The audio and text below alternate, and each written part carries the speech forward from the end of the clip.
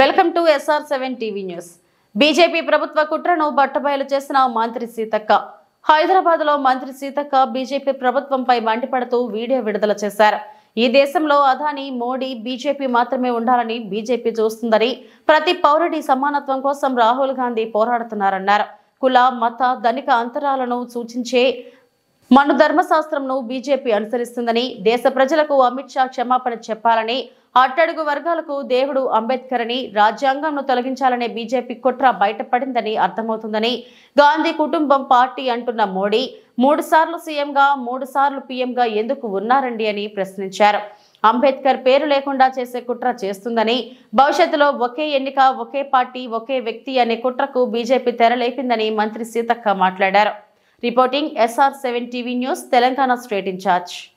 గత కొంతకాలంగా పార్లమెంట్లో జరుగుతున్నటువంటి చర్చను మనం చూస్తూ ఉన్నాం. ఈ దేశంలో ఒకే వ్యాపారవేత్త ఉండాలి, అది అదాని ఉండాలి. ఈ దేశంలో మొత్తం ప్రధానమంత్రి ఉండాలి, అది మోడీ ఉండాలి. ఈ దేశంలో ఒకే పార్టీ ఉండాలి, అది బీజేపీ ఉండాలనే టార్గెట్గా బీజేపీ మరి వ్యవహరిస్తున్న తీరు మనకు అద్దం పడుతుంది. మా పార్టీ తరఫున LOP లీడరు రాహుల్ గాంధీ గారు ప్రతినిత్యం ప్రజల కోసం, అట్టడుగు వర్గాల సంక్షేమం కోసం, ఈ దేశ భవిష్యత్తు, ఈ దేశ హక్కులు, ఈ దేశ అస్తిత్వం, దేశ ప్రతి ఒక్క పౌరుని యొక్క మరి డెమోక్రసీ, ఇవన్నీ కూడా రాజ్యాంగంలో ఉన్నాయి. ఇది కాపాడుకోవాలి అని అంబేద్కర్ గారిని పదే పదే గుర్తు చేస్తూ, అంబేద్కర్ రచించిన రాజ్యాంగం, దాన్ని పార్లమెంట్లో ప్రవేశపెట్టి ఆనాడు నెహ్రూ గారు చట్టబద్ధత కల్పించి ఈ భారతదేశాన్ని ప్రపంచంలోనే అత్యున్నతమైనటువంటి డెమోక్రటిక్ స్టేట్గా, అదేవిధంగా బ్యూటీ ఆఫ్ గ్రేట్ కాన్స్టిట్యూషన్ ఉన్నటువంటి దేశంగా ఇవాళ ఉనికిలోకి తీసుకొస్తే సహించలేక మనుధర్మ శాస్త్రాన్ని పాటించే బీజేపీ పార్టీ ఇవాళ మనుధర్మ శాస్త్రం అంటే మరి అట్టడుగు వర్గాలకు చదువు దూరం చేయబడ్డది, అంటరానితనం తీసుకురాబడ్డది, మహిళలను అణచివేసినటువంటి సంస్కృతి, వర్ణ, కుల, మరి అదే విధంగా జాతి విభేదాలతో పరిపాలించేది మనుధర్మ శాస్త్రం. సమానత్వం, ఆడ మగ సమానులే, బీద బిక్కి అందరు సమానులే, అసమానతకు గురవుతున్నటువంటి అట్టడుగు వర్గాలకు, కులాలకు మరి అత్యధిక ప్రాధాన్యతనిచ్చి ఈ సమాజంలో అంతరాలు లేనటువంటి మరి ప్రోగ్రెస్ని తీసుకురావడం కోసం భారత రాజ్యాంగాన్ని రచించినటువంటి మహనీయుణ్ణి తలుస్తే ఇవాళ అమిత్ షా గారి యొక్క అహంకారము మరి పడగ విప్పి బుసగొట్టింది. దాని ఫలితమే మీరు అంబేద్కర్ అంటే మరి ఏం సాధించలేరు, కానీ దేవుని పేరు తలిస్తే మీరు స్వర్గానికి పోతారంటారు. అది కూడా మీరు చెప్పే దేవుణ్ణే తలవాలి, మాకంటూ వేరే దేవుళ్ళు లేవు. ఈరోజు ఈ 75 సంవత్సరాల కాలంలో మాకంటూ ఉన్నటువంటి దేవుళ్ళు మా జీవితాలలో విద్యాపరంగా, ఉద్యోగపరంగా, మరి రాజకీయ ఆర్థిక అసమానతలు తొలగించి సమాన అవకాశాలు కల్పించడం కోసం హక్కులు కల్పించినటువంటి దేవుడు, మహనీయుడు, మరి రచించినటువంటి రాజ్యాంగ నిర్మాత అంబేద్కర్ గారైతే దాన్ని ఎల్లకాలం ఉండే విధంగా పార్లమెంట్లో ప్రవేశపెట్టినటువంటి మహనీయుడు నెహ్రూ గారు. ఇది గుర్తుపెట్టుకొని ఈ దేశానికి, ఈ దేశంలో ఉన్నటువంటి ప్రతి పౌరునికి అమిత్ షా ఖచ్చితంగా క్షమాపణ చెప్పాలి. ఎందుకంటే భారత రాజ్యాంగంలో ఉన్నటువంటి హక్కులు ఈ భారతీయుల అందరి హక్కులు ఉన్నాయి.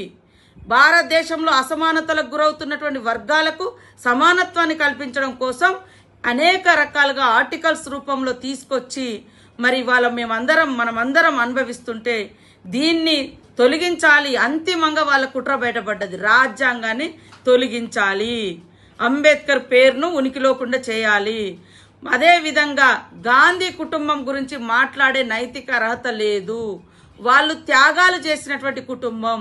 ఈ దేశ స్వతంత్రం కోసం ఇవాళ పోరాడినటువంటి మహనీయుడు మహాత్మా గాంధీని చంపినటువంటి పార్టీ బీజేపీ.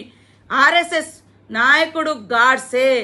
మరి అదేవిధంగా ఈరోజు స్వతంత్రం కోసం 9 సంవత్సరాలు జైలుండి ఉన్నటువంటి ఆస్తులను, తన యొక్క ఆరోగ్యాన్ని, తన యొక్క కుటుంబాన్ని త్యాగం చేసి ఈ దేశం ఆధునిక దేవాలయాలు, ఆధునిక విద్యాలయాలు, ఆధునిక ఆనకట్టలే మన దేవాలయాలు అని చెప్పి పంచవర్ష ప్రణాళికల ద్వారా అనేక విప్లవాత్మకమైనటువంటి మార్పులు తీసుకొచ్చి విద్యాపరంగా, అదేవిధంగా వ్యవసాయ పరంగా, పరిశ్రమల పరంగా, రోడ్ కనెక్టివిటీ పరంగా అన్ని రంగాల్లో ఈ దేశాన్ని ముందుకు తీసుకురావడం కోసం 75 సంవత్సరాల క్రితమే మా నెహ్రూ గారు, మా యొక్క అంబేద్కర్ గారు ఇవాళ కృషి చేస్తే దాన్ని అత్యంత కించపరిచే విధంగా మాట్లాడినటువంటి, అత్యంత దుర్మార్గమైనటువంటి విధానాలు అవలంబిస్తున్నటువంటి బీజేపీ ఈ దేశానికి, ఈ అట్టడుగు వర్గాల సమాజానికి బేషరత్తుగా క్షమాపణ చెప్పాలి. ఇవాళ గాంధీ కుటుంబాన్ని పదే పదే కుటుంబ పార్టీ అని చెప్తున్నావు. 15 సంవత్సరాలుగా మరి గతంలో ముఖ్యమంత్రి మోడీనే, ఇప్పుడు మరి 3 సార్లు ప్రధానమంత్రి మోడీనే. మీ పార్టీలు ఇంకెవరు లేరా? ఇవాళ 35 సంవత్సరాల క్రితం రాజీవ్ గాంధీ గారు చనిపోతే ఆనాటి నుంచి కాంగ్రెస్ 3 సార్లు అధికారంలోకి వచ్చింది.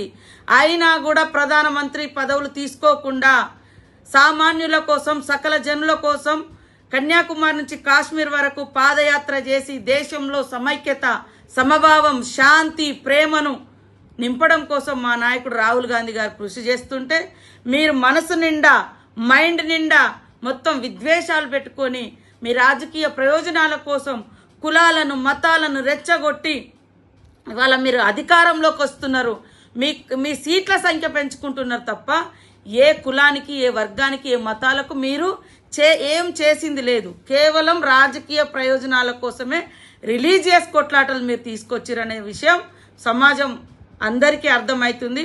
కాబట్టి కాంగ్రెస్ పట్ల బీజేపీ నాయకులు పార్లమెంట్లో వ్యవహరిస్తున్నటువంటి తీరును మేము తీవ్రంగా ఖండిస్తా ఉన్నాం.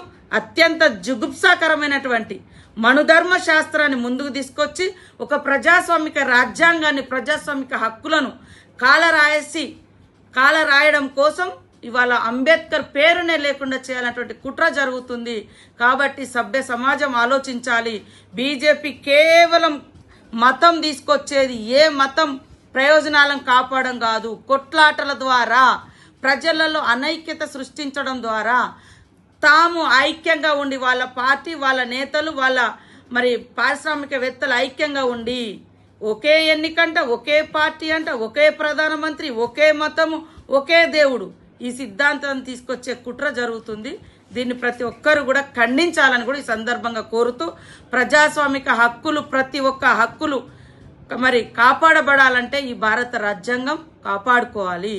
మనుధర్మ శాస్త్రం రావాలంటే మన చెవులలో మళ్ళీ సీసం పోసే రోజులు వస్తాయి. ఏకలవ్యుడు విలువిద్యలలో అగ్రభాగాన ఉండి నేర్పిన గురువును మించిపోతే బొటనవేలు ఎట్లయితే ఆనాడు మనుధర్మ శాస్త్ర సిద్ధాంతంలో ఇయ్యబడిందో ఈ రోజు మళ్ళీ ఆ రోజులే ఈ బీజేపీ ప్రభుత్వం తేవడానికి మార్గం వేసుకోవడానికే ఈరోజు అంబేద్కర్ పేరును తీయొద్దు అనేటువంటి హుకుం జారీ చేయడం అత్యంత నీచమైందిగా నేను తెలియజేస్తూ ఖండిస్తాను.